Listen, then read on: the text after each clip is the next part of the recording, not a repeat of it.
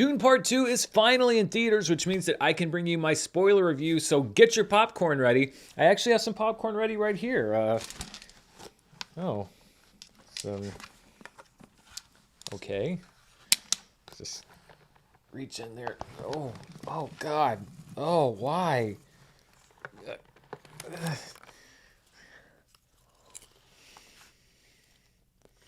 It's salty.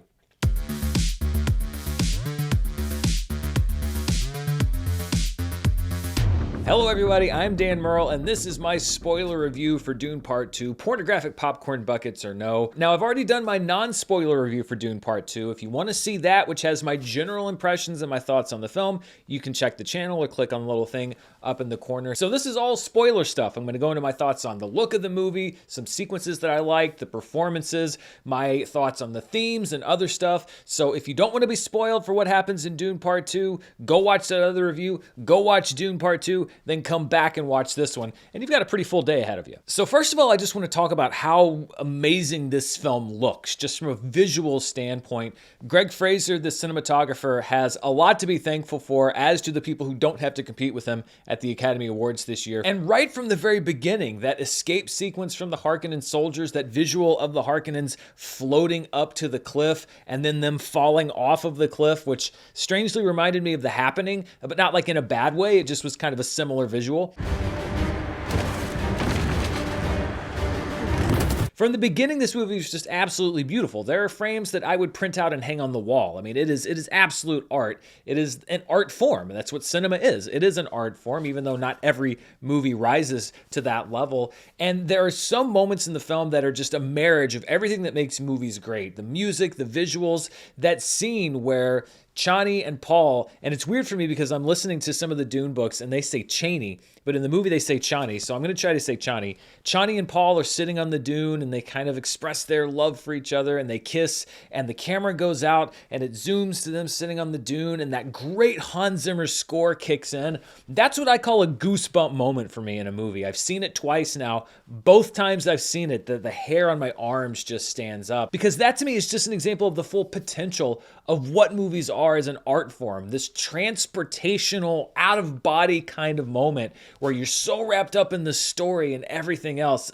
I love it so much. It's moments like those that make me excited to go to the movies. And Hans Zimmer's score in this movie, I think I liked even more than his score from the first movie, which is saying a lot because I loved his score from the first Dune.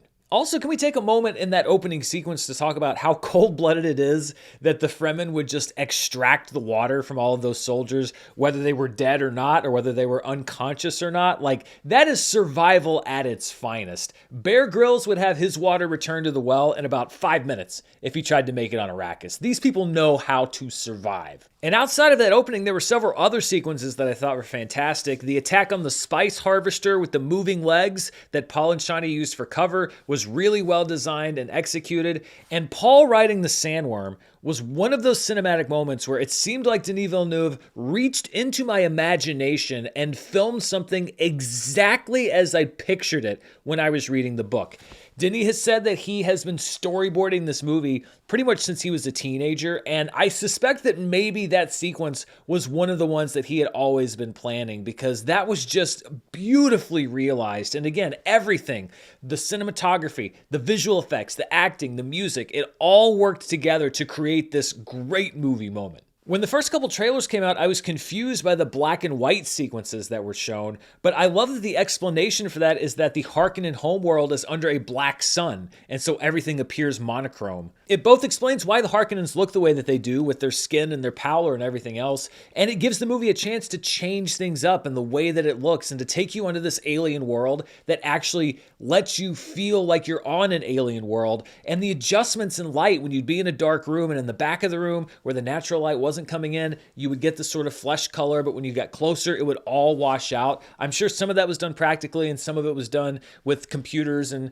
post-production and all of that stuff. I really, really hope that this time next year, in 2025, that the Oscars haven't forgotten Dune Part 2 because it came out before the previous year's Oscars. Everything Everywhere All at Once was able to sweep, even though it had been out for over a year, because it would be absolutely criminal if this film got overlooked in the technical categories or didn't win because people didn't quite remember it. I already thought it was criminal that Denis Villeneuve didn't get nominated for directing the first Dune. Did they think that that movie made itself? So this is a movie that I hope is stuck in the Academy's mind for the next year, because it deserves to be awarded as if it had come out late in the year, as was originally planned. And then we have that ending battle sequence, which is done at such a massive scale, and I've seen a few complaints saying that that sequence and some of the other ones were too short for some folks. And I agree that this movie is speed running through a lot of different stuff, but honestly, I would rather a director take his budget and deliver a spectacle at the scale and the size that we saw in this movie for less time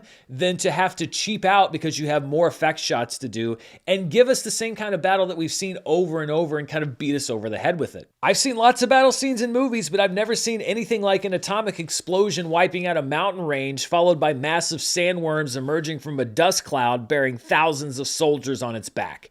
That's a first for me. I thought it was also interesting that the long shot we see of Chani fighting very closely matches Paul's vision from the last movie, where he saw himself fighting in a very similar way. Now, the first movie established that Paul's visions are sort of imperfect, that he sees things, but they don't always necessarily turn out the way that he sees them. He's still developing that gift. So maybe he was foreseeing this battle and that he would have a role in it, but it wasn't necessarily the role that was the on-the-ground role that ended up being Chani's role. Or maybe he saw a version of the battle where he was more in the trenches. He wasn't so much the leader or the messiah. He was down there with the Fremen, helping them win their own freedom. I think that's an interesting question as we look at these two movies together now. So let's talk about Timothée Chalamet as Paul, as well as some of the other performances in the movie. Paul has more names than Apollo Creed. Paul Atreides, Usul, Muad'Dib, Kwisitz Haderach, Lisan al-Gaib, Mahdi. It's one area where I was glad that I read the book in between the first Dune movie and this one. I hadn't read anything when I saw the first film. I read it, and so I knew the background in the second one. And if I didn't know what all of these names already meant, even though they were mentioned in the first movie, the meaning behind them is so important and just zips by. I'm glad I didn't have to kind of run to catch up with the movie on that point. I thought Timothée Chalamet really nailed the moments in the last half of the film when we see him take on the role of the Lisan al-Gaib. His domination of that council meeting, the way he starts out too aggressive but then convinces everybody of his powers and whips them into a frenzy, was a note that I really haven't seen from Timothée Chalamet as an actor before. And you contrast that with the sensitivity he shows in other parts of the film, that moment when he decides to go south and he's crying when he's talking to Chani, basically mourning for the billions of lives that he knows will be lost because he's given in to what he's been told is his fate. I think when you watch both of these movies back to back, his transformation across both of them is really impressive, even more so than really his transformation just in this movie. And you can tell even in the movie where his loyalties lie, because you have the scene where he takes off his father's ring and he says, "I found my purpose," when he's fighting with the Fremen for their freedom. And then in the big council meeting, he puts the ring back on as an indicator of his power and why he has the authority to rule the Fremen. I loved the juxtaposition of those two scenes and how he played those two scenes, although I do have to say that I still can't take the words ducal signet seriously in a movie. Maybe it's the 5-year-old in me, but I snickered a little bit when I heard him say that. I thought Zendaya was great in the movie. She basically got nothing to do in the first one, but they gave Chani, again, not Chaney, but Chani, a character in this one. Even more so, I thought, than in the book, or at least different than in the book. I actually like that they give her the opposing viewpoint in the movie, where she's saying that the Fremen should be rescuing themselves and fighting for themselves, and that this whole thing about a prophecy and waiting for someone to come rescue them just keeps them held in place. I think you need that opposing viewpoint from inside the Fremen, so that the story is not painting them as some folks that will just follow anybody blindly. I love that you have that conflict and that it is someone so close to Paul. I think the movie benefits from that. We'll talk a little bit later about adaptation and changing things and how different people view that, but I think what you do when you take Chani's character and take her in this direction is to give these two movies, this version of Dune, sort of its own feel in a way that isn't contrary or counter to the book. It's just a way of saying, hey, this is how we're telling this version of the story, and not necessarily changing it because we don't like it. Austin Butler is Feyd-Rautha. I mentioned a little bit how much I liked him in my non-spoiler review, but I didn't want to give away his performance choice. When I realized that he was speaking like Stellan Skarsgård, at first I wasn't really quite sure what to think, but I actually liked that decision because it underscores, first of all, his role as the Na Baron in the whole Harkonnen family, but it also sets up a couple of different possibilities. One of them is that he idolizes his uncle so much that he emulates his speaking voice, which I think sets up an interesting dynamic between those two. The other one being that perhaps the way that the Baron speaks is some sort of a royal affect,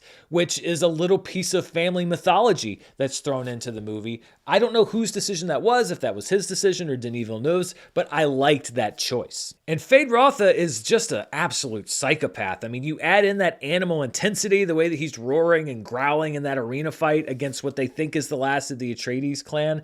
He is a sociopath, psychopath in all the best ways. I wish that I could see a what-if version of this story where he wins the knife fight against Paul. We'll talk about that also a little bit later, and ascends to the throne, and what the universe and the galaxy would have looked like if that had happened. Stellan Skarsgård didn't get a whole lot to do, but he made the most of his screen time, and my favorite sequence was him in the box watching Feyd-Rautha fight as he says, "Show me who you are." I think it was a great insight into the games that the Harkonnens play with each other. This is not a loving family. This is a cutthroat family, as we've seen many times in this movie and the previous one. And this idea of almost evolution and survival of the fittest, and the fact that we're just going to throw you to the wolves, and if you don't survive, well, then you weren't meant to be in power anyway. Again, it's a very subtle way of saying this is how this family and this system operates. Rebecca Ferguson as Paul's mother, Jessica, is a transformation in this movie that was actually pretty scary for me, because I think it taps into a primal fear for a lot of people, which is, what if the one person who was supposed to protect you, your parent, turns against you or can't be trusted? For all of her resistance to the Bene Gesserit and saying that she's looking out for Paul, once she's transformed into the Fremen version of the Reverend Mother, she begins manipulating Paul just as the Bene Gesserit wanted to do, just in her own way. I think it taps into something that some people do experience, but most people hope that they don't, which is just the unreliability. And who do you turn to? What do you do when you can't go to the one person that you've always been able to count on? And I think that it plays so much into Paul's decisions and what he wants to do and doesn't want to do, because he essentially realizes that the one action that he can't take is to follow his mother and do what she wants him to do. Javier Bardem does a lot of the dramatic lifting later in the movie once Paul gains a little bit more power, but he's also pretty funny in the early part of the film. I loved his setup, telling Paul to watch out for the djinn in the desert. It's great when you can see that an actor has been given the latitude to have some fun, and you could tell Javier Bardem liked this expanded role as Stilgar. I also think that Dave Bautista as Raban got a little bit short shrift in the storytelling. I get it, he's not that important to the story, but I loved his desperation. He's so fixated on not making a mistake that he then stumbles into mistake after mistake after mistake. It's a very human thing. It's very relatable. And because you have to set up Feyd-Rautha, they can only spend so much time with Raban. But Dave Bautista, I think, is a great actor. And this was another, I think, really solid performance. Some people might think that it's a bit one note because he does shout and scream and yell for most of his screen time. But again, I think that that shows you the desperation of that character. And I loved the scene where he had them assault and then land, and you're in this not sandstorm, but like a sand cloud, and his men are getting picked off one by one, and he sees Paul, and he doesn't know he's Paul, but he sees Muad'Dib emerging from the sand, because what that does is to set up the legend of Muad'Dib. Paul says that the only tool that they really have is fear, and I think that that sequence is there to show you why people feared him, because he had this almost mystical presence. And that's something that is in the book, but I thought that that was really well translated in that sequence. I think it was a great way to take the text and distill it into something that was really effective. And it was because it was through Raban's eyes and Dave Bautista's eyes that that really had the power that it did. So I liked what he was given in the film. Josh Brolin's return as Gurney was welcome, but he's another character I wish we'd gotten a little more time with. We do finally get to see him play the Balisette, which is great. The anger and pain that he pours into that line, "For my Duke and for my friends," when he stabs Raban, just shows you what a great actor can do with a smaller amount of screen time. A few other cast members that we got just a little bit of. Christopher Walken as the Emperor, I thought was good. I mean, I think he's such a cultural presence that people forget that he is actually a really strong actor. I especially like the scene with Paul where he was explaining why it was that his father had to go and why he wasn't a great ruler. And I think the part that's the worst about that is that the audience and Paul understands that he's actually a little bit right. That Leto was someone who ruled with his heart, and that in this world, that's not necessarily the most effective way to rule. So I thought that that was a well-written and well-acted scene. Christopher Walken's role in this movie, by the way, was presaged by the great prophet Fatboy Slim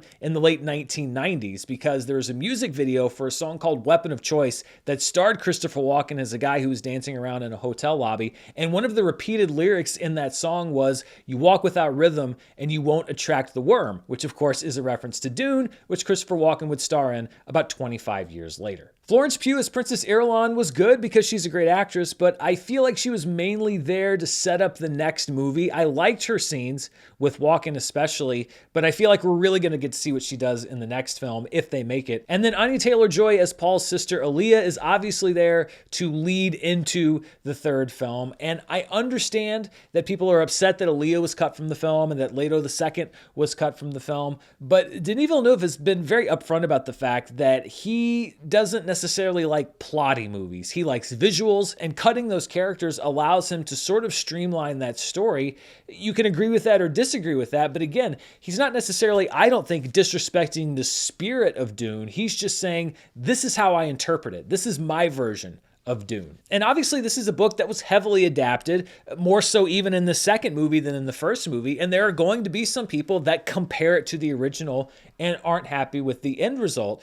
I've seen a lot of those people in my comments about The Last Airbender as well, the Netflix live action series, because it cut so much from the animated show and changed things, etc. But for me, the way that I judge an adaptation is, even if you change some things story-wise, is it true to the spirit of the original work, whether it's a book or a TV show or whatever else? Is it able to capture what the original intention was from the author or from the showrunners, or is it changing it in a way that feels counter to what those things were trying to say? Jurassic Park, for example, is one of my favorite movies and also a book that I really enjoy, but the movie changed so much from the book. There's very little that's actually similar. They change characters around, but the movie and the book feel like they're telling the same story and they have the same message, and I think that they can stand apart as two different versions of the same story. Whereas the movie version of Watchmen is extremely faithful to the comic, but I don't think that it's a very good adaptation of the story, because I feel like the messaging is counter to a lot of what the original Watchmen story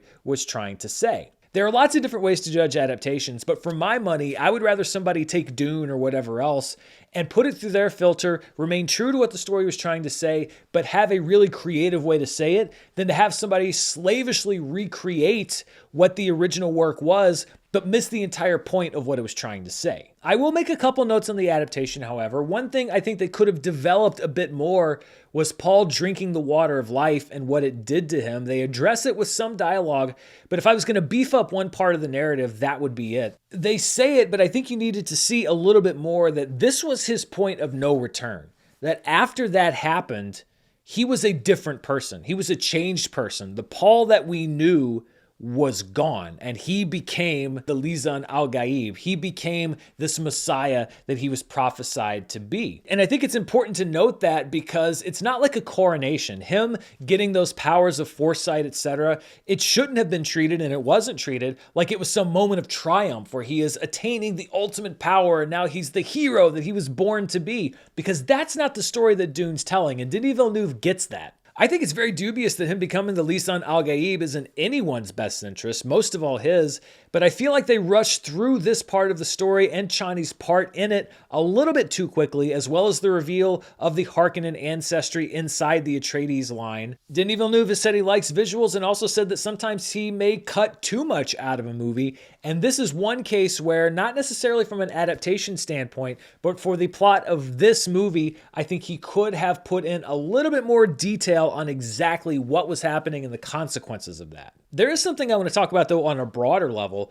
and not just this version of Dune, but I've seen this criticism aimed at the movies and at the book, etc., which is that it's been accused of being this so-called white savior narrative. The idea of an outsider who comes in to save a race of people who are indigenous, and that he comes in and does things that nobody else can. And there certainly have been other stories that are like that, but Dune is absolutely not that. In none of its forms is it like that, and I think it's actually an indictment of that. It talks about how dangerous that mindset is and how you don't want something like that to happen and how it's wrong for those things to happen. I don't think Dune is any kind of a white savior narrative. I think this is very much a cautionary tale, and it is a story about power. The people who want power, the people who need power, what people think power is, and what happens when you get that power. The Bene Gesserit think they have the power because while Paul isn't the Kwisatz Haderach that they wanted, they still believe that they can turn this situation to their advantage. They're always plotting, hence the Reverend Mother's comment to Jessica at the end that there are no sides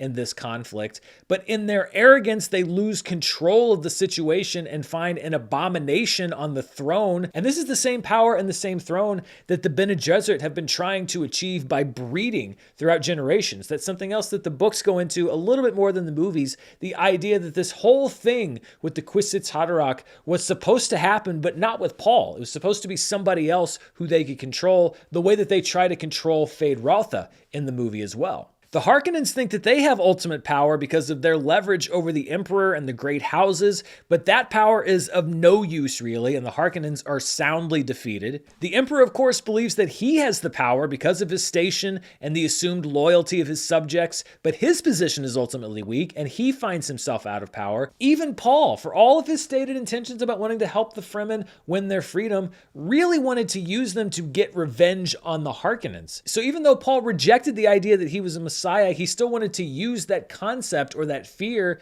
to his own ends. Now, you can argue at some point, did he lose that? Was he ever actually altruistic? Was he turned? I think that that's what makes Paul a very complicated character, but he's not a complete innocent. Paul uses the atomics, he uses the Fremen, he overthrows the Emperor, and I think the big question at the end of this, and something that's going to be gone into should they make this third movie, is to whose benefit?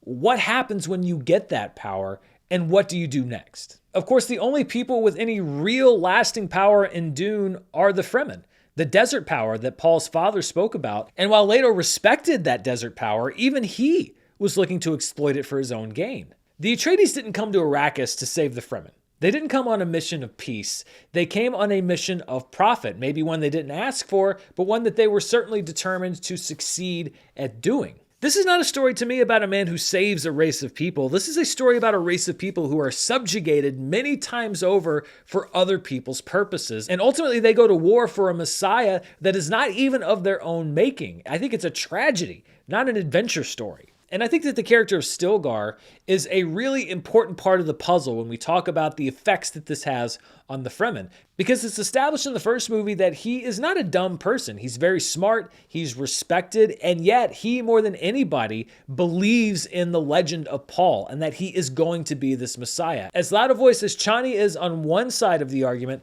Stilgar is just as determined that even when Paul says he's not this Messiah, it's just more proof that he is. And I like that scene where Paul says, "I'm not the Mahdi," and Stilgar says, "See, the Mahdi's so humble, he says he's not the Mahdi, which means he's even more the Mahdi." This is the sort of blind faith that can be dangerous, and we see that danger in the movie. I don't think the movie's saying that all faith is bad necessarily, but I think it is making the point that fanaticism is bad and can be wielded even by people who don't intend at first to use it destructively as a powerful weapon. Because at the end of the story, does it really matter what Paul's original intentions were? He's betrayed the woman that he said that he would love forever, and he's now leading the people that he said he would lead into paradise into a war that will apparently cost billions of lives, including, assumedly, a lot of the Fremen. I think it's interesting to debate the Lisan al-Gaib and whether this savior is actually something that is real. I mean, obviously Paul fits this mold, but this was also an idea that was planted on Arrakis by the Bene Gesserit. So how much of it is Paul fitting the mold because he is a mystical figure, and how much of it is Paul fitting the mold because this is the way that things have been manipulated? The Bene Gesserit have the power of sight. Paul has the power of sight. There are going to be things mystically that line up, and I understand that. Maybe this is a little cynical, but I'm of the opinion that while Paul certainly had many gifts that were special because of his genetic breeding and because of taking the water of life and everything else, I don't think that he is some unkillable Messiah. And I think that basically the future of his family and Arrakis and the galaxy and everything else came down to a knife fight with Feyd-Rautha that he almost lost. I don't think Paul was destined to win that fight. I think he could have died. Feyd-Rautha would have ascended to the throne, and his child would have been born, perhaps the one that becomes the Kwisatz Haderach that the Bene Gesserit want and that they could control. My main point with all of this is saying that there are some people that just want to paint this story with one brush and say, well, this is what this story is. Whereas I think that this is a really psychologically complex, rich, and deep narrative that goes into societal questions both inside the text and outside of the text. And this is all pretty heady stuff for a blockbuster movie to take on. It also has that big spectacle that people show up to the theater to see. As I'm recording this, the opening night preview grosses on Thursday night came in at around $10 million. It looks like Dune Part 2 might be heading toward an opening weekend of around $80 million. I think that it would be great if it went above that. I went to see it a little bit early for my first review, and then I went back for the fan preview screenings that happened this past Sunday. And first of all, the movie was sold out, which in my market is pretty rare. I can probably count on both hands the number of sold out movies that I've gone to. The crowd that I saw it with, the movie ended, and there's sort of a beat of silence where I was just like, oh no, did they hate it? And then somebody just goes, holy shit. And then people started applauding. So it seemed like it kind of left them a little bit stunned or in awe of the movie, which I think bodes well perhaps for word of mouth going forward. I know that this is pretty deep, rich, heady sci-fi that can be tough to find a mainstream crowd. But if any movie can do it, I think this one can. And then the question becomes, what's next? It seems like this movie's well positioned financially, and the third film has been all but confirmed. And Denis Villeneuve has said that he's begun work on it already, but that it's still a few years away. I'm currently about halfway through the second book, Dune Messiah, and honestly, I'm curious to see how Denis Villeneuve plans to adapt a series of long conversations, at least at this point in the book. But it again does go to that adaptation and finding the spirit of the material and how he wants to tell the story. But even if this third movie doesn't happen, and these are the only two that we got, when you look at it and you look at the scale of it and you look at what this story entails and the themes that are brought into this, the performances that we got, the technical side, the music, the cinematography, the visual effects. I'm thankful that we got these two films because I think it was a great adaptation of a very dense story and one that some people said was unfilmable. I think that Denis Villeneuve really did something special here and the cast did as well. And if this universe continues, then I will be anxious to go deeper into the Dune universe, which I've heard gets pretty crazy. So those are my spoiler thoughts on Dune Part 2. What do you think? Is this your favorite of the two? Do you think the two movies together are a good adaptation of the source material? Let me know down in the comments below. And as always, please stay tuned right here on the channel. Hit that subscribe button. If you like this review, please share it. If you want to hit the bell that tells you when I upload a new video, that would be great as well. We really want to grow the channel because I love talking about movies and I love talking about movies like this. And I'm very thankful that I get the opportunity to do it here with you. Thanks for spending part of your day here with me. Until next time, stay safe and I'll see you then. All right, let's just get... why did I go back?